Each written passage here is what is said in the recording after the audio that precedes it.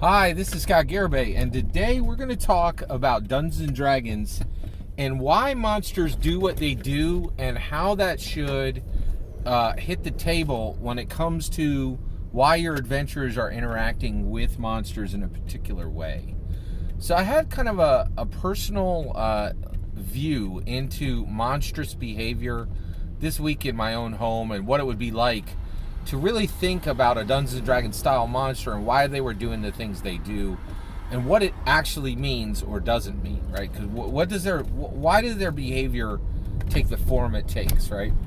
So and also, so why are we talking about this? You're not gonna find this anywhere in the Dungeons & Dragons in the monster manual. Okay, the monster manual gives you the stats and they may give you behaviors, but you don't really understand all the time the motivations of the monsters behind them. So let's walk this through. So recently, I had a Dungeons & Dragons style monster come into my home. Now, what is that? It's a Leopard Gecko. My family now has a pet, which is a Leopard Gecko. Now, to be clear, I am shockingly against pets. I do not like having pets. We've never had a pet in our home.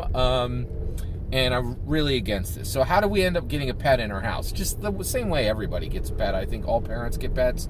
Parents don't really want pets generally, okay? Or actually, no, I shouldn't say that.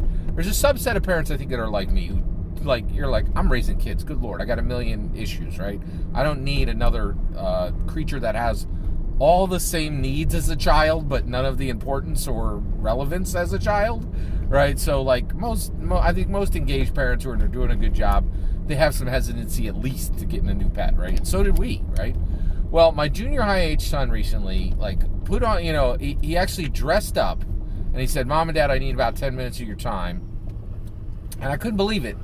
He did a presentation where he presented to us why he should be allowed to get a Leopard Gecko. And he said he would pay for it and he would take care of it. And he just did he literally did a PowerPoint slide presentation on why he should be allowed to get a Leopard Gecko. So we let him get one, right? So we get this Leopard Gecko, comes into the house, $200 worth of setup, okay? And this thing, literally lives in our basement in the dungeon, right? And this creature's down there. And a month after we get this thing, my son comes up and he goes, he says, I'm so happy. My Leopard Gecko shed his skin. And I was like, oh, is that good? And he's like, yeah, it's exactly what they're supposed to do. And then he said something that shocked me. He said, and then that Leopard Gecko ate his skin. All of it. And I was like, what? Or do we need to take him to the vet? And he's like, no, this is nutrients. He does this to get nutrients. And he's doing great. And he's really happy. And that's a good sign of his health. And I'm like, oh my gosh. This monstrous creature shed all of his skin and then ate it. And that's nutrients for this creature, right? But the thing is, from the outside, like an adventurer's view, looking in, this weird lizard, right?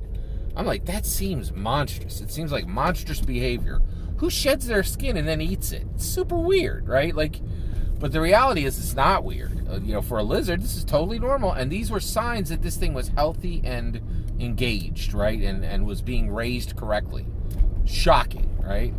So what this really, invited me to do is we should be looking at the monsters that we have in the monster manual, the monsters that are going into our games, and thinking, why are these monsters doing the behavior they do? What do they gain from it, right?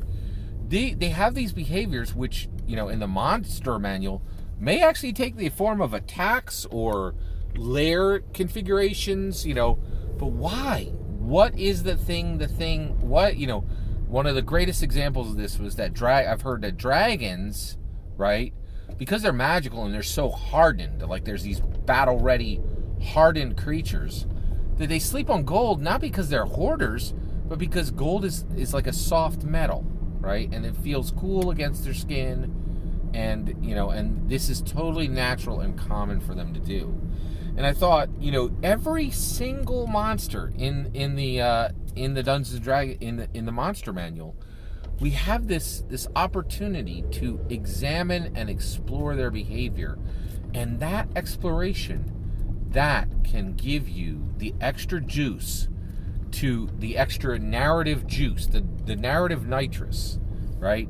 The story juice to push your game past other dungeon masters out there, right? Because you're exploring things that aren't being explored in normal Dungeons and Dragons games, because you're thinking things at a philosophical level, at a behavior level, at a psychological level.